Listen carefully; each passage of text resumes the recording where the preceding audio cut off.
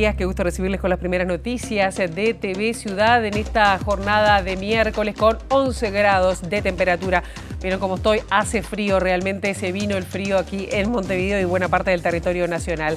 Saludo cordial a quienes nos siguen por Uniradio, la radio de la Universidad de la República, 107.7 de FM, también por señal abierta, 6.1, por YouTube y por tvciudad.ui. Vamos a repasar rápidamente el pronóstico de Inumet para las próximas horas. Vean que el frío llegó, como decíamos, y la máxima va a ser un poquito más, 13 grados, así que salgan bien abrigados de su casa los que no han salido todavía. La mínima fue de 9 grados, las lluvias se alejaron, no está previsto para esta jornada, el pavimento está seco, ya lo van a ver. Jueves, mañana 29, las temperaturas extremas prácticamente iguales, pero más frío, la mínima 6, la máxima 13 para el área metropolitana y más frío la madrugada del viernes, que descenderá la temperatura a 4, las mínimas, la máxima 14 grados también, sin lluvia para los próximos días. Hay una advertencia para otras partes del país, amarilla, mucho viento las últimas horas, pero bueno, prácticamente ya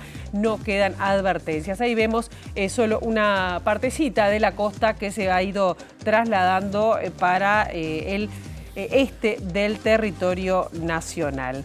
Vamos a compartir algunos temas que tenemos para desarrollar hasta las 9 de la mañana y les contamos que durante el 15º Congreso Ordinario del PIT-CNT, representantes de la Asociación Judicial Bonaerense entregaron a sus pares de nuestro país una carpeta con archivos de inteligencia policial de la provincia de Buenos Aires. Queda custodia del Sindicato de los Judiciales de nuestro país. Vamos con los detalles más adelante. Les contamos también, y vamos a estar profundizando, que la Junta Departamental de Montevideo homenajeó a la Asociación de Madres y Familiares de Personas Detenidas Desaparecidas. Esto lo hizo anoche en reconocimiento a la trayectoria inquebrantable y el compromiso con la búsqueda de la verdad y la justicia. También decirles que se reunió en Torre Ejecutiva el Comité de Especies Exóticas Invasoras para tratar de coordinar una estrategia para combatir el picudo verde, ese animalito que está prácticamente rojo, voy a decir. El picudo es rojo, ese que se está comiendo matando a las palmeras de nuestro país. La Corte Electoral archivó las denuncias públicas del presidente de la Junta Electoral del Departamento de La Valleja, Miguel Azurica, sobre presiones políticas que habría para que ganara el candidato a intendente blanco, Mario García.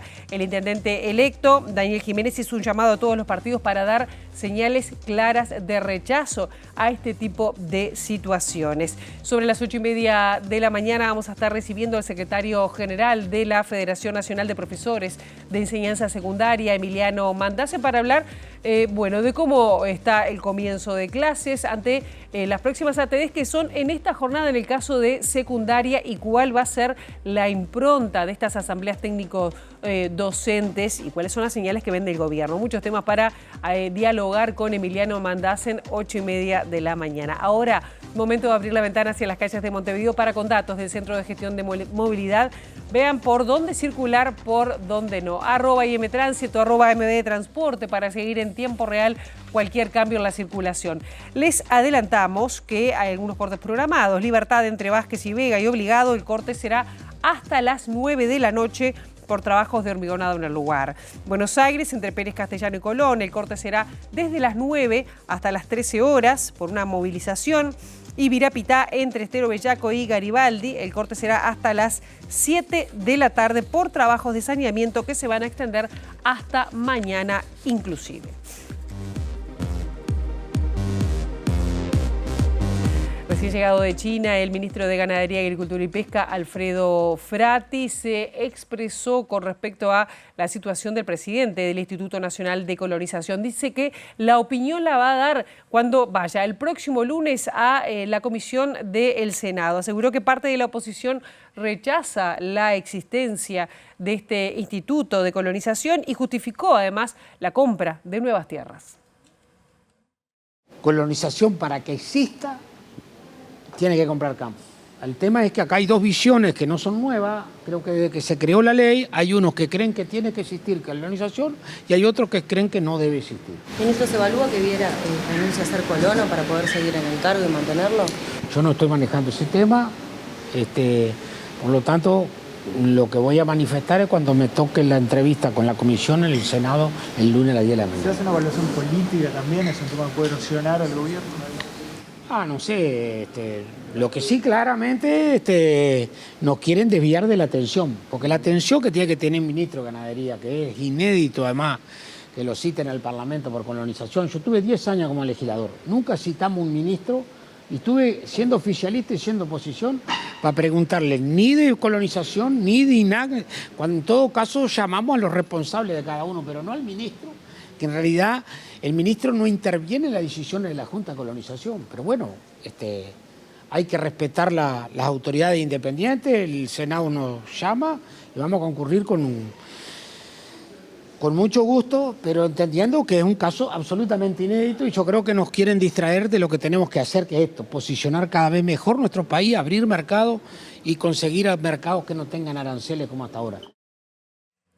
Y el ministro Frati hizo un balance de su reciente visita a la República Popular de China, donde concurrió con representantes del INAC, el Instituto Nacional de Carnes, y el Instituto de Investigación Agropecuaria, el INIA, para que avanzaran en cooperación de investigación científica y comercial. El secretario de Estado anunció que en el mes de julio va a arribar al país una delegación china justamente para habilitar el comercio de cálculos biliares y la miel, entre otros temas. Conseguimos finalmente la certificación para poder exportar harina de soja y de colza, aún no estando habilitado el grano de colza, pero sí las harinas de ambas variedades. La granja gemela, esta que se habla, una granja que tiene que ver con la reproducción, semen, embriones en China, en el municipio, por decir de alguna manera, la provincia de Jilin, y otra acá que estaría ubicada en alguno de los campos de Inia, una granja inteligente para tratar de tener la última tecnología para pequeñas propiedades. Tiene mucho que ver con con la agricultura familiar. Y después firmamos algún convenio, firmó Línea, que nosotros apoyamos un convenio de seguir trabajando en las diferentes variedades, ¿no? Hay variedades de soja que han ido para allá, otras que vinieron, están estudiando, tienen mucho aporte en cuanto a híbrido que podríamos en el futuro usar. Me parece esto bien interesante porque estos países que tienen el interés de importar como China, que además nos dijeron que están dispuestos a colaborar todo lo que es el tema riego, siempre y cuando nosotros tengamos una consideración con las exportaciones de soja que están muy necesitados. Por lo tanto, si mañana puede haber una especie, digamos, de soja, un híbrido que se pueda plantar acá y que a ellos les sirva más, creo que es bienvenido. A mí me parece que hemos sentido una apertura de China como no habíamos visto hasta el momento. A nivel de carnes, hablaba allí de la introducción del mondongo. Bueno, el mondongo lo que pedimos ahí tenemos una planta que pedimos la rehabilitación, que se ha demorado, que nos pidió disculpas el de la aduana porque dice que había estado fuera del país, que iba a tratar de resolver esto enseguida. Planteamos lo del mondongo, que está habilitado, pero hay solo 6 o 7 plantas que están habilitadas. A nosotros nos crea eso un problema de inequidad interna, se lo planteamos y quedaron comprometidos a resolverlo lo más pronto posible. El Comité de Especies Exóticas Invasoras se reunió en Torre Ejecutiva ante el avance del picudo rojo, una plaga que afecta a las palmeras en nuestro país. Los especialistas establecieron algunas acciones especiales para los palmares de Rocha y de Paysandú y también definieron coordinar acciones con organizaciones no gubernamentales para monitorear el avance en distintos territorios. Establece necesidades básicas que tenemos que tomar para generar un protocolo único, país, para conseguir el manejo de esta plaga, que además es una especie invasora. Entre esas necesidades es el registro de los datos a nivel interinstitucional, de forma que pueda registrarse en todo el país las palmeras afectadas, se puedan generar modelos de predicción que nos permitan predecir justamente cómo va a evolucionar la plaga en todo el territorio nacional. Especies invasoras tenemos muchas, tenemos cerca de 42 especies, el picudo rojo no era una de las que estaba como previsible. Y acá, bueno, las plagas y en especial las especies invasoras son producto de la acción antrópica, ¿no? Del ser humano y cómo generamos la introducción de estas especies en el país. Muchas de las medidas tienen que ver cómo destruimos las palmeras, ¿sí? Y cómo evitamos la dispersión de las larvas y los distintos fases de estadios que tiene este insecto. Hay medidas que hoy las planteamos concretamente y que cada una de las instituciones va a tomar. Nos vamos a volver a reunir en un mes con avances concretos y esto es parte de lo que nosotros estamos planteando. Hasta este momento son palmeras exóticas que no son de nuestra flora nativa. Lo que tenemos que intentar manejar con la mayor eficacia es que no avance hacia nuestra flora nativa. La Corte Electoral archivó el caso de presuntas denuncias contra el presidente de la Junta Electoral de Lavalleja, denunciadas por él en un medio de prensa, Miguel Azurica, para que ganara el candidato a intendente nacionalista Mario García, en unas elecciones que ustedes recordarán fueron muy reñidas en el departamento de Lavalleja. El propio Azurica le bajó el perfil a estas presiones. Recibida esa nota en la que el presidente de la Junta Electoral de Lavalleja de alguna manera manifiesta que no ocurrió nada, que no fueran simplemente conversaciones entre dirigentes políticos locales, y no habiendo entonces hechos que se denunciaran, la Corte resolvió poner en conocimiento el tenor de esa nota al Partido Nacional, que había solicitado investigar estos hechos, y al ex candidato y ex intendente de Lavalleja, el doctor García, que también había pedido investigar estos hechos. Bueno, se resolvió poner en su conocimiento el tenor de esta nota que elevó a corte el presidente de la Junta Electoral de Lavalleja. ¿No hay nada por fuera de lo previsto, en este caso, de lo que prevé la norma? En realidad, de haber habido hechos con apariencia de delito electoral, tampoco era la Corte el órgano competente para juzgar estos hechos, ¿verdad? Todos los delitos electorales previstos en el artículo 191 de la Ley de Elecciones y de Registro Cívico son competencia del Poder Judicial y de Fiscalía eventualmente. Pero la Corte, como órgano rector del sistema electoral, naturalmente entendió que tenía que estar informada de primera mano de lo acontecido, por eso se le pidió esta información al presidente de la Junta Electoral de Lavalleja, que, como digo, le quitó entidad a sus declaraciones y a los hechos en sí. Por su parte, el intendente electo de Lavalleja, Daniel Jiménez, denunció manejos turbios durante la elección departamental del pasado 11 de mayo. Dijo que la presión que se le ejerció al presidente de la Junta Electoral Departamental, que es del Partido Nacional, y a una dirigente del Partido Colorado denunciada a través de la prensa, está totalmente fuera de lugar.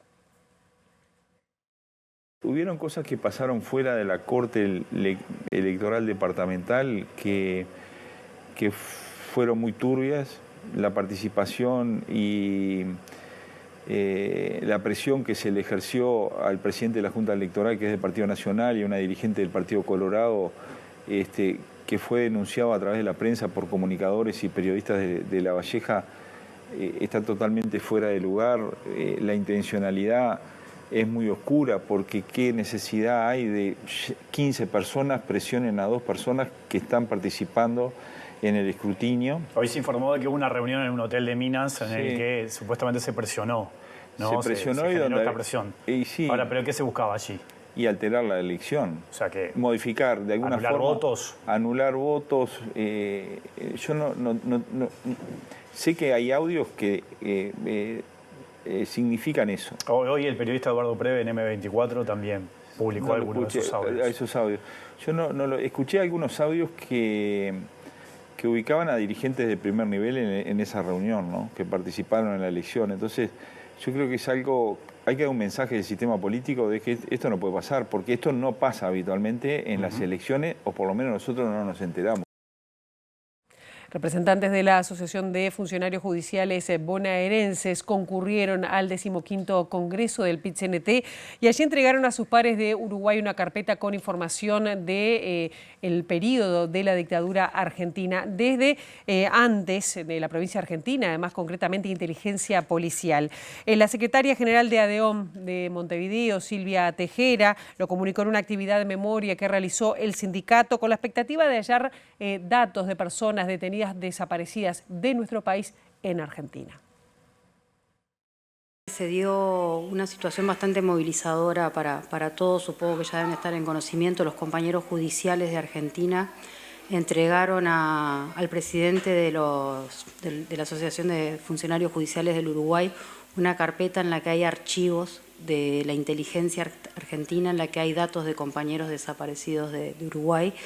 Me parece que puede llegar a ser capaz que importante para encontrar la verdad, la memoria y la justicia de muchos de los casos. Quedó en resguardo de los judiciales, porque bueno, con el traspaso de la mesa representativa y demás no tenemos todavía quién va a ser el próximo secretario o secretaria de Derechos Humanos, pero me parece que es importante reconocer el gesto de los compañeros judiciales de Argentina.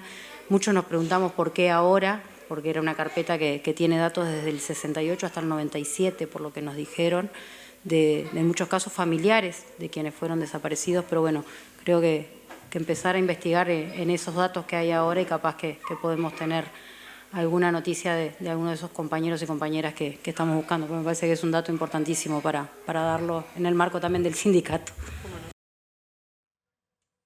Y justamente quienes tienen la guarda de este material, la Asociación de Funcionarios Judiciales de nuestro país, agradeció el gesto de sus pares de Buenos Aires, que esa carpeta que tiene información sobre seguimientos policiales de inteligencia policial en la provincia de Buenos Aires entre 1935 y 1994. En este espacio se va a dar además difusión. Se va a entregar este material al PIT-CNT, al Observatorio Luz Ibarburu y de organismos que requieran la información que contiene esta carpeta. Lo consideran además un aporte para promover la memoria que fue parte de la consigna de la marcha de este 20 de mayo. Para nosotros fue una sorpresa, un gusto y una responsabilidad también el manejo de esta información. Nosotros lo que vamos a hacer es generar, nosotros somos como el vínculo entre el Uruguay y la provincia de Buenos Aires, el espacio de memoria que dirige Pérez Esquivel, para poder viabilizar aquellas inquietudes. En la semana que viene también ya tenemos agendado una reunión con el PIT-CNT, con el Observatorio Luz Ibarburu, también para poder concretar algún tipo de trabajo en conjunto, incluso si sirven para las causas o cómo podemos transitar esta etapa y ser el nexo entre Uruguay y Argentina. Esto es algo de eso, ¿no? Seguir acrecentando la memoria y también a su vez permitir que esto no vuelva a ocurrir, nunca más. Los compañeros que vinieron para la marcha, quedaron sorprendidos de la marcha y también decían, el sistema político tiene que hacerse cargo de estas 300.000 personas que en silencio dijeron nunca más. Este es parte del nunca más, este archivo, esta documentación es parte del nunca más. Y justamente anoche la Junta Departamental de Montevideo realizó un homenaje a madres y familiares de personas detenidas desaparecidas. En la persona de su presidente, Bici Jack, se le entregó un reconocimiento a Silvia Belici y Milka González en representación del colectivo. El intendente de Montevideo, Mauricio Zunino, remarcó el compromiso de la Intendencia del Gobierno Departamental con la memoria y con la búsqueda de detenidos desaparecidos e hizo además una invocación al Poder Ejecutivo para avanzar en la apertura de los archivos y también en el trabajo en los predios militares. Que tenemos que seguir construyendo esa memoria por todos los que vienen y por todas esas nuevas generaciones que empiecen a construir también ese sendero de nunca más. Hoy se recordaba un poco en las últimas instancias, en las últimas marchas del silencio, la cantidad de personas muy jóvenes que participan. Personas que ya no vivieron estas situaciones, incluso mi generación es la que está viviendo, que nació en los últimos años de esa dictadura. ni que hablar de generaciones muy posteriores que hoy son buena parte de los protagonistas de estas instancias. Y eso implica también ese recordatorio de que un pueblo que efectivamente conoce su historia y que trata por transformarla, que trata por cambiarla, que trata por efectivamente seguir peleándose nunca más, es la forma de poder seguir manteniendo viva la llama de la lucha de los compañeros que hoy nos faltan. Tenemos como actitudes y como gobiernos la necesidad de seguir construyendo esta memoria. Y creo que ese sí también es parte de un debe institucional y quiero asumirlo y creo que lo asumimos juntos con esta Junta, con este Legislativo, de poder contribuir en la medida de nuestras posibilidades a llevar adelante esta lucha del pueblo organizado por construir su verdad y su memoria. Anoche también se dio a conocer desde la difusión de Abuelas de Plaza de Mayo el fallecimiento de Muñeca Opeso, integrante de esta organización. Fue quien además despidió en su cuenta oficial a Opeso, Abuelas de Plaza de Mayo, quien en 2004 recuperó a su nieto Juan Cabandier, que vemos allí en la foto. Vamos a otros temas. La Intendencia de Montevideo inició un sumario a trabajadores del zoológico de Villa Dolores, del parque de Villa Dolores, por faltante de alimentos, productos de limpieza y por consumo de bebidas alcohólicas y estado de ebriedad en ese lugar. Las resoluciones se enmarcan en la intervención y auditoría que comenzó en febrero de este año.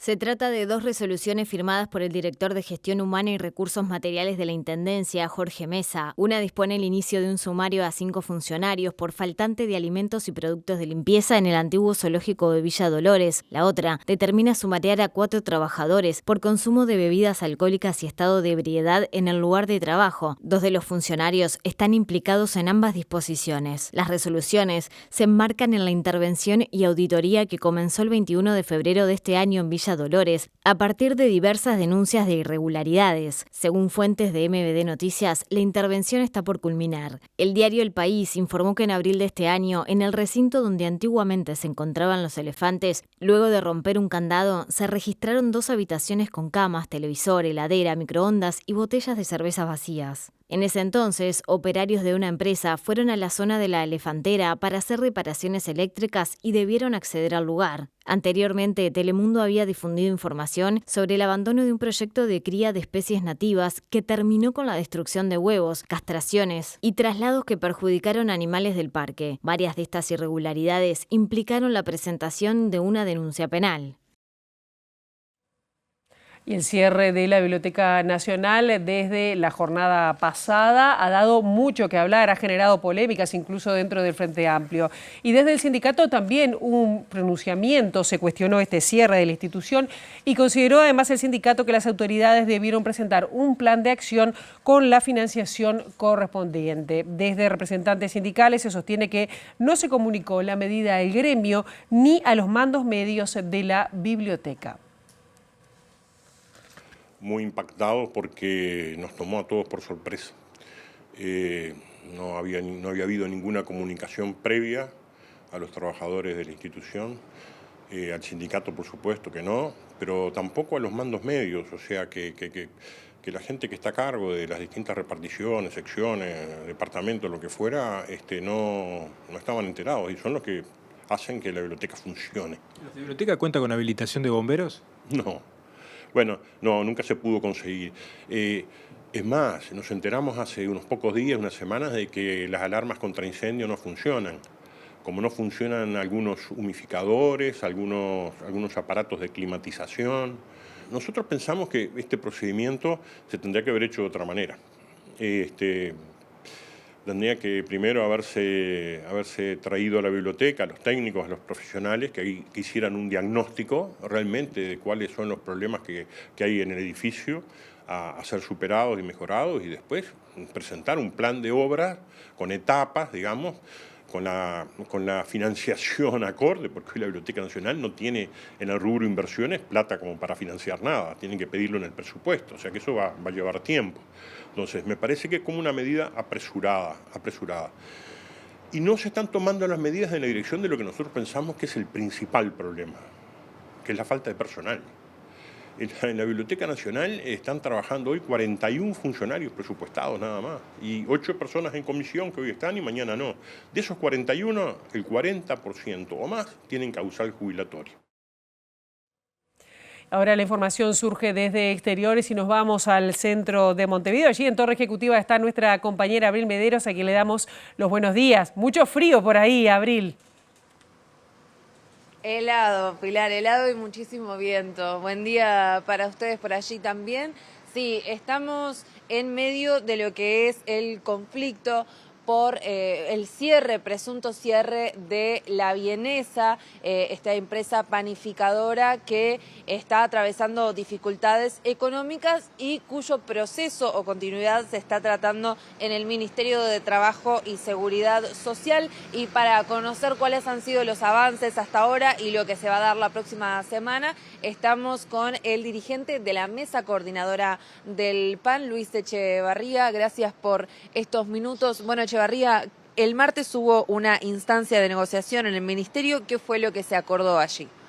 Bueno, lo que se acordó fue que se va a hacer un cuarto de espera hasta el día viernes porque la situación sigue cambiada.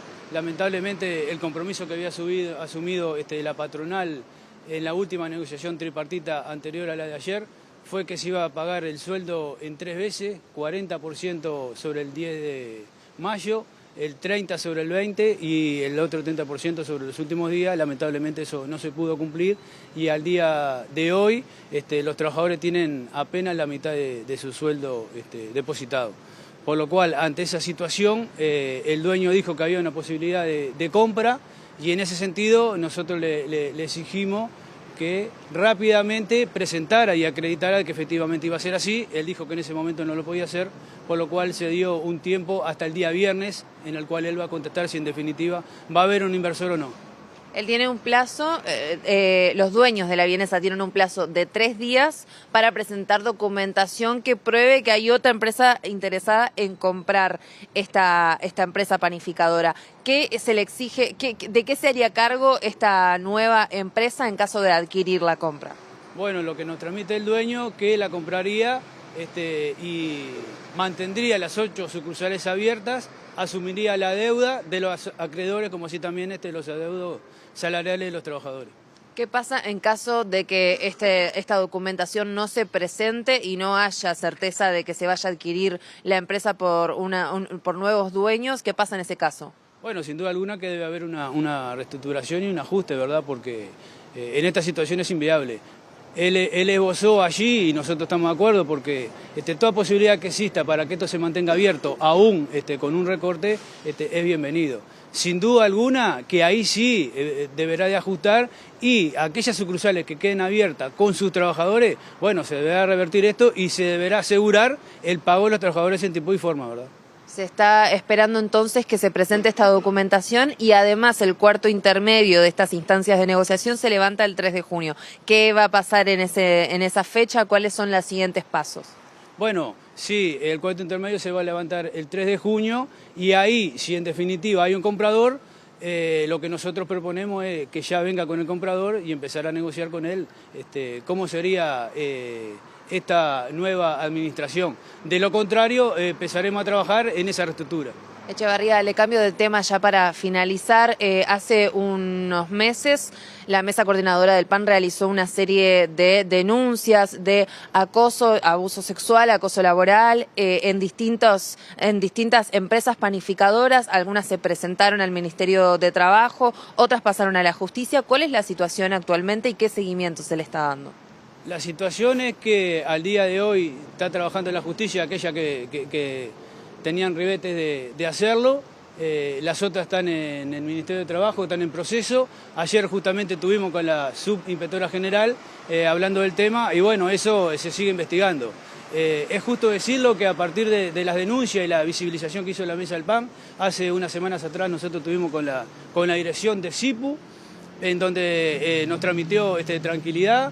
Ellos obviamente que estaban inquietos por esta situación que estaba pasando, tomaron los recaudos del caso, se están haciendo capacitaciones, formaciones, están planteando los protocolos de acoso sexual y acoso laboral en las distintas panaderías, y la verdad que es justo decirlo que a partir de ahí han bajado los casos, no hemos tenido más casos y esperemos que siga así, ¿verdad?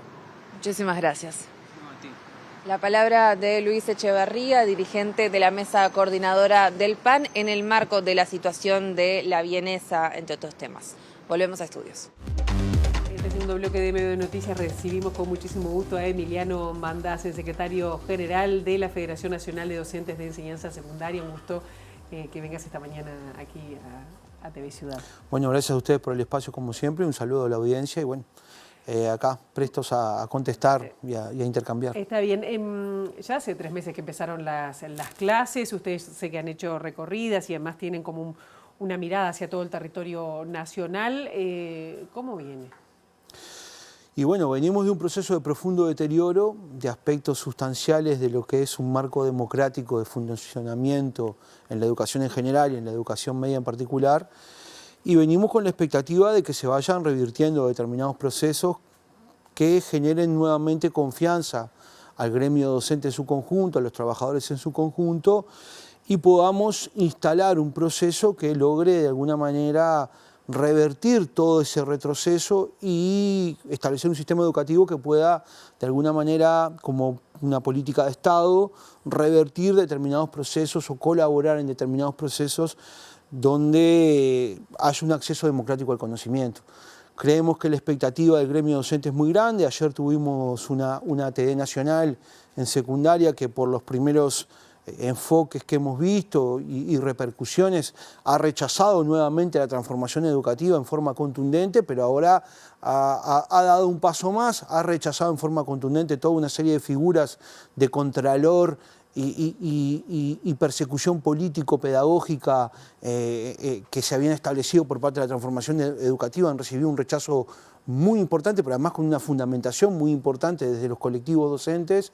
Y bueno, y esperemos que este nuevo Codicen de la NEP, junto con las direcciones generales, que esperemos que se conviertan en consejos rápidamente, comiencen un proceso de revisión profundo de la transformación educativa y revertir todos aquellos aspectos de mayor retroceso. Para algunos de nosotros hay que ir a un desmantelamiento de este proceso, porque si bien algunos actores o algunos analistas dicen que no tuvo cambios de fondo, sí los tuvo, porque circunscribir la educación meramente a un marco competencial es reducir la posibilidad de acceso democrático al conocimiento. Entonces, ¿y eso en qué sentido y en qué se ve? Y me quedé pensando en eso que dijiste, persecución político-pedagógica.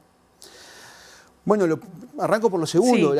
La persecución político-pedagógica tuvo elementos simbólicos muy importantes, como el tema San José, el tema IABA, el tema investigadora contra FENAPES, pero tuvo una cotidianidad en los centros educativos con una serie de figuras como los mentores, que más allá de las personas que lo aplicaron, su perfil era de contralor, de aplicación a rajatabla de la transformación educativa. Donde, ¿qué se priorizó? Se priorizó el flujo por el sistema, desregulando el régimen de pasaje de grado, haciendo una falsa discusión sobre el tema de la evaluación, no problematizando la evaluación, y lo que hizo eso fue pauperizar aún más los procesos de aprendizaje. O sea, eso de facilitar, digamos, el pasaje de grado. Exactamente, pero facilitarlo sin ningún tipo de criterio pedagógico o con criterios pedagógicos muy endebles. Y el elemento de que vos me planteabas de cómo se ve eso, bueno, y se ve en una cantidad de estudiantes que de alguna manera se desvinculan rápidamente. ¿Por qué? Y bueno, porque también las condiciones materiales a las cuales tenemos, tenemos en el país 1/3 de niñas, niños y adolescentes bajo la línea de la pobreza. O sea, esas condiciones materiales condicionan su proceso de aprendizaje. O sea, el acompañamiento a las trayectorias famosas que se da en un marco de individualidad, y el problema que hay ahí es que los procesos de aprendizaje dentro de un centro educativo no se pueden solo individualizar. Son procesos de construcción colectiva. O sea, el conocimiento en un aula se construye en forma colectiva, no en forma individual. Entonces, me parece que hay que trazar una línea de trabajo que además trate de buscar en el fondo la desvinculación, porque el problema de la desvinculación no es la currícula. Eso es un maquillaje. El problema de la desvinculación es aquellos estudiantes, niñas, niños y adolescentes que no pueden sostener un proceso de aprendizaje y un proceso de continuidad educativa porque no tienen las condiciones mínimas materiales aseguradas: acceso a la salud, a la vivienda, a la educación, a la alimentación, al abrigo, acceso a la cultura. Bueno, todos esos aspectos implican una vulneración de derechos que termina perjudicando. ¿Y después qué pasa? ¿El reflejo cuál es? Le adjudico al sistema educativo el proceso de desvinculación. Y lo que hago es establecer políticas cosméticas, ¿tá?, de ataque a esa situación, diciendo, bueno, el principal problema de los gurises es la desvinculación. Sí, pero ¿por qué se desvincula? Claro, te quería preguntar, antes de pasar a lo que es los recursos, la necesidad de recursos y las señales que están esperando de este gobierno, de esta administración, todas las asambleas técnicas docentes van a estar en el mismo sentido de rechazar y tratar de solicitar revertir la transformación educativa. Conociendo el gremio docente en su conjunto, teniendo características diferentes a lo que es formación docente, UTU, primaria, secundaria, creo que va a haber un rechazo bastante amplio. El problema es si nosotros vamos como decisión política de acuerdo a un gobierno que venció unas elecciones y tiene un programa de gobierno. Y ese programa de gobierno implica en su estructura y en su planificación, se plantea antagónico a la transformación educativa. Si el gobierno va a tomar la decisión de edulcorar la transformación educativa o desmontarla para ir a un proceso de reflotar la educación pública uruguaya, porque no es entrar en un carácter refundacional, es reflotar las mejores tradiciones pedagógicas del Uruguay hacia un modelo de democratización de acceso al conocimiento. Ese es el problema central. Nosotros vemos con preocupación que hay actores que plantean en forma muy tibia, porque es muy difícil plantearlo, que esto lo que hay que hacer es alguna leve modificación, alteración. Eso es un profundo error. ¿Eso te referís a autoridades de la educación concretamente? Me refiero a diferentes actores que dan entrevistas en diferentes medios y que en una pseudo colocación democrática dicen, bueno, yo no puedo tocar mucho esto porque, pero esto carece de legitimidad porque fracasó. La transformación educativa es un profundo fracaso. Pero cuando decís son actores de gobierno, actores académicos... Hay actores de gobierno que están estableciendo discursos que son preocupantes. ¿Pero podés individualizarlos? No me gustaría porque me gusta dar tiempo. Me parece que es prudente dar tiempo. Lo que estamos alertando es que hay discursos, ¿tá?, que no se sostienen con la realidad. Hay que salir a ver la realidad y recorrer el país. Vos tenías una transformación educativa que buscaba su espalda teórica en pedagogos, Reina Reyes, Julio Castro, Miguel Soler Roch, que los nombraba, que es antagónico al proceso de construcción democrático de acceso al conocimiento en el Uruguay. Entonces nosotros no podemos seguir en esa lógica. Decir que esto estuvo mal y que la educación se tomó como un botín de guerra electoral, no está mal. A ver si te entiendo bien. Decís que con la transformación educativa no hay un acceso democrático a la educación. Pero ¿y cómo? La principal articuladora de la Digo, porque si me inscribo puedo ir a cualquier clase. La transformación educativa, cuya principal articuladora fue Adriana Aristimuño, lo dijo claramente en una entrevista. No lo formen mucho que nosotros, como empresarios, los terminamos de moldear. Fin de la cita. Eso es tratar de vulnerar el acceso democrático al conocimiento, porque el acceso democrático al conocimiento, ¿qué implica? El acceso a el conocimiento socialmente acumulado a lo largo de la historia de todos y todas en cualquier territorio. Yo me pregunto, ¿por qué un estudiante de un sector del quintil más alto no se cuestiona que aprenda literatura, historia, filosofía, que tenga una formación integral? ¿Y por qué los sectores de los quintiles más bajos, los sectores más pobres, los sectores más golpeados, se plantea que tienen que tener una educación meramente instrumental para salir rápido al mercado de trabajo, que no es lo mismo que el mundo del trabajo? Porque además tenemos que empezar a discutir los marcos conceptuales con claridad y con profundidad y dejar de caricaturizar al otro. Por eso estoy siendo prudente en el tema de los nombres, porque la discusión es de fondo y esta discusión también está imbrincada directamente con la discusión presupuestal. Claro, eso te iba a preguntar, porque bueno, ¿qué señales vienen teniendo de las autoridades, teniendo en cuenta que se está definiendo el presupuesto para los próximos 5 años? Yo creo que lo primero que hay que hacer con la rendición de cuentas que está cerrando es transparentar, principalmente en educación y en otros lugares del Estado, qué se hizo con la plata y qué déficit hay. Y después hay que ir a buscar recursos donde no se pongan como antagónicos problemas que son de emergencia nacional, varios de ellos. A ver. Primera infancia, la pobreza estructural. Presupuesto para la primera infancia no puede ser antagónico con presupuesto educativo.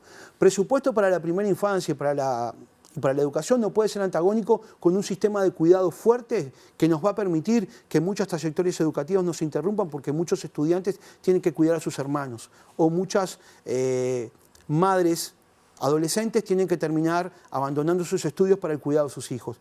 Estos 3 componentes no pueden ser antagónicos con un sistema de salud muy fuerte. Todo esto no puede ser antagónico con un sistema de acceso a la vivienda. Y hay señales que se va a atender eso y que se va a ver reflejado en el caso de ustedes. Pero el problema es que el Estado uruguayo tiene que dejar de ver como gasto lo que es inversión a mediano y largo plazo. Si nosotros accedemos a los sectores más vulnerables a una formación integral, que implica la extensión del tiempo pedagógico real, la extensión del tiempo pedagógico no es está en una institución y después hago un convenio con un club y va 2 horas ahí porque hice un convenio con un club. La extensión del tiempo pedagógico es generar centros educativos que puedan extender el tiempo pedagógico, donde haya una alimentación, donde haya acceso a lo lúdico y donde haya una formación integral en la tarde. No lo ven a eso, no lo están viendo. Yo creo que yo aspiro a verlo. Hay un programa que dice 6+1 para la educación. Bueno, yo creo que hay que dictar una cadencia presupuestal que implicaría aproximadamente en el quinquenio unos 1.500 millones de dólares para llegar al 6+1, porque lo que también, el mito que cayó, que se instaló en la campaña pasada electoral, es que los recursos daban. Había un problema de gestión de los recursos. Bueno, el propio Robert Silva, que tomó como botín de guerra electoral la educación, terminó yendo a pedir más recursos. Lamentablemente la mayoría de esos recursos se los gastó en su promoción personal, y en una carrera político-partidaria que quería hacer con la espalda de la ANEP. Que por las señales que dan las nuevas autoridades eso no va a ocurrir y lo saludamos. Parece una señal muy importante. Quiero hablar también de las señales buenas. Que la ANEP haya construido en los centros educativos que se debata la memoria, en el mes de la memoria, parece clave. Que en el día de ayer el director general de secundaria envió una carta a todas las asambleas técnico-docentes diciendo que se va a amparar a los docentes en el pleno ejercicio de la libertad de cátedra es fundamental. Ahora, todo eso tiene que estar acompañado de un trabajo de estructuración, de revertir una transformación educativa que ha sido nefasta para la educación pública. Bien, Emiliano, nos quedamos sin tiempo, pero bueno, no va a ser la última vez porque el tema de la educación es uno de los temas centrales que se ha debatido, no solo en campaña electoral, sino que preocupa a todas las familias. Gracias. Lo último, sí. Para que realmente tengamos un debate presupuestal honesto, hay que darle cadencia al 6+1 y hay que ir a buscar los recursos donde haya que buscarlos. Es un tema de país y en esto sí se nos va la perspectiva de esa sociedad del conocimiento que pasamos hablando y de esa sociedad democrática y de ese país mucho más justo. Entonces hay que discutirlo y hay que ir a buscar esos recursos ineludiblemente. Muchas gracias a ustedes. Gracias. Y nosotros vamos ahora con otros temas porque el ministro de Relaciones Exteriores, Mario Lubet, quien dijo que tiene la convicción de que antes de fin de año se va a firmar el acuerdo entre la Unión Europea y el Mercosur. Yo destaco el hecho que una delegación bien importante de parlamentarios europeos, y destaco quienes estaban a favor y quienes estaban en contra del acuerdo, no era solamente quienes estaban a favor, vinieron a intercambiar opiniones ayer con los parlamentarios uruguayos y hoy con nosotros aquí en Cancillería. Para mí fue un diálogo muy franco, en el cual nosotros estamos hablando con gran franqueza de que tenemos expectativa en este acuerdo, pero este acuerdo se tiene que terminar de ratificar. Digamos que hemos esperado un montón de años, 25, olvidémonos, ya es historia. Nada puede cambiar, pero sí cambia el presente o el futuro, y eso lo dijimos claramente. Nosotros esperamos que sea este año. En inglés se los decíamos, el time is now, es ahora, y esperamos llegar al mes de diciembre con la confirmación del lado de ellos. De nuestro lado les decíamos, nosotros estamos todos preparados. Los 4 parlamentos están preparados, diría más. Creo que inclusive Uruguay, una vez que se ratifique del lado europeo y nosotros lo llevemos al escenario parlamentario, vamos a ser los primeros que vamos a ratificar de los 4, por lo menos esa es la voluntad que hay para dar una señal muy clara de que nosotros tenemos que jugar a los grandes acuerdos y abrir los mercados porque ahí nos va el futuro. O sea, nosotros uno de los problemas que hoy tenemos es dónde colocamos nuestros productos. ¿Saben cuál es lo que yo desearía? Que tuviéramos tantos mercados que la pregunta fuera ¿qué productos colocamos? Lubetkin dijo que no habrá una reunión bilateral del presidente Orsi con su par argentino antes de la cumbre del Mercosur, que se realizará el 3 de julio en Buenos Aires. Y el presidente del Comité de Asuntos Exteriores de la Comisión Europea, el eurodiputado alemán David McAllister, dijo que el acuerdo entre la Unión Europea y el Mercosur es una enorme oportunidad para fortalecer las oportunidades de relacionamiento comercial y político entre los bloques.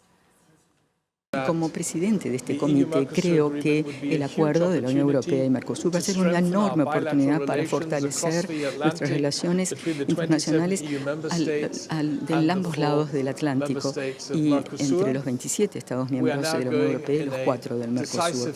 Ahora estamos ya en una etapa decisiva. Los Estados miembros de la Unión Europea y el Parlamento van a tener que ratificar este acuerdo que fue finalizado en diciembre del año pasado, cuando la presidenta Ursula von der Leyen visitó Montevideo. Estamos esperando que la Comisión Europea haga una propuesta este verano. ¿Cómo va a ser ratificado el acuerdo a nivel europeo? Si va a ser un acuerdo único o si va a estar separado en 2 partes. Entonces, a esta altura necesitamos tener claridad sobre cuál va a ser la propuesta de la Unión Europea y después va a ser los Estados miembros los que van a votar a favor, una mayoría calificada para el acuerdo de cooperación económica. La Comisión y nuestro Parlamento también tenemos que votar a favor, tenemos que dar el consentimiento a este acuerdo, sí o no, con una mayoría simple. Entonces, espero que podamos finalizar nuestros procedimientos a nivel europeo después de la pausa del verano, antes del final del año. 25 años de negociación, creo que ha sido un plazo muy largo y creo que este es el momento de terminarlo. El mundo después de 100 días del gobierno de Trump. Este fue el título de la conferencia que brindó el sociólogo argentino Juan Gabriel Tocatlián, quien es especialista en política exterior, narcotráfico, terrorismo y crimen organizado. En el anfiteatro del Ministerio de Relaciones Exteriores, el especialista dijo que Trump exacerbó algunos rasgos de anteriores presidentes estadounidenses. Si yo me pongo a ver ¿qué elementos de continuidad hay con previas administraciones demócratas y la propia de Trump? Voy a encontrar bastantes continuidades. Ejemplo, la centralidad de China para Estados Unidos. Cómo contener y revertir la influencia de China. Esto empezó en el 2012, en el segundo mandato de Obama. La cuestión de los aranceles. ¿Quién fue el primero en poner aranceles? El mayor arancelista de aquel momento histórico que ya nos olvidamos fue Obama. ¿Qué decir de las deportaciones? Los 2 mandatos de Obama se deportaron 5.6 millones de personas. En el mandato primero de Trump se deportaron 2 millones de personas. Y en el mandato de Biden se deportaron 4 millones de personas. Los demócratas fueron deportadores seriales. Y vamos a hablar de deporte o de acuerdos, porque Luis Suárez anunció en redes sociales la creación de su equipo de fútbol que va a competir en el marco de la Asociación Uruguaya de Fútbol. El histórico jugador de la selección uruguaya presentó su equipo, al que llamó Deportivo LSM, que cuenta con el apoyo de su amigo y compañero Lionel Messi. Según informó Ovación, desde julio el cuadro va a competir en la segunda división amateur, la división D del fútbol uruguayo. El Deportivo LSM, LS, es Luis Suárez, ¿no? Ya competía en la sub-14 femenina de la AUF, pero desde 2026 también competirá en las categorías formativas masculinas.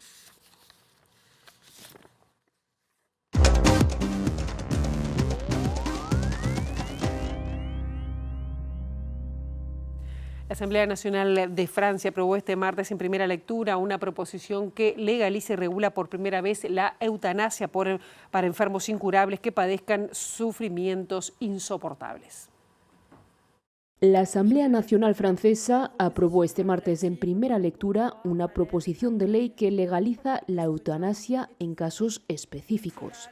Con 305 votos a favor y 199 en contra, el texto establece por primera vez un marco legal para que pacientes con enfermedades incurables, en fase avanzada y con sufrimientos insoportables puedan recibir ayuda médica para morir. El proyecto fue respaldado por la izquierda y el bloque centrista del presidente Macron, mientras que la derecha conservadora votó mayoritariamente en contra, aunque con divisiones internas, ya que los partidos permitieron libertad de voto. Según el texto, solo podrán acceder a la eutanasia quienes mantengan plena capacidad para expresar su consentimiento hasta el último momento. Quedan excluidos, por tanto, los pacientes en coma o con Alzheimer avanzado, aunque hubieran manifestado antes su voluntad. Para los partidarios de la eutanasia, el texto se queda corto y crea demasiados obstáculos, mientras que para los que se oponen va demasiado lejos. Aún así, los diputados favorables apoyaron masivamente la proposición de ley, ya que lo consideran mejor que la situación actual. El texto pasará ahora al Senado en otoño y volverá a debatirse en la Asamblea a comienzos de 2026. En paralelo, los diputados aprobaron por unanimidad una ley para garantizar el acceso a cuidados paliativos a todos los enfermos que lo necesiten. Hasta aquí llegamos con esta primera edición. Ahora quedan en compañía de Ciudad Viva. La actualización informativa será a las 13 y a las 18:55 y nosotros nos reencontramos mañana bien tempranito a las 8 aquí en TV Ciudad. Pasen bien.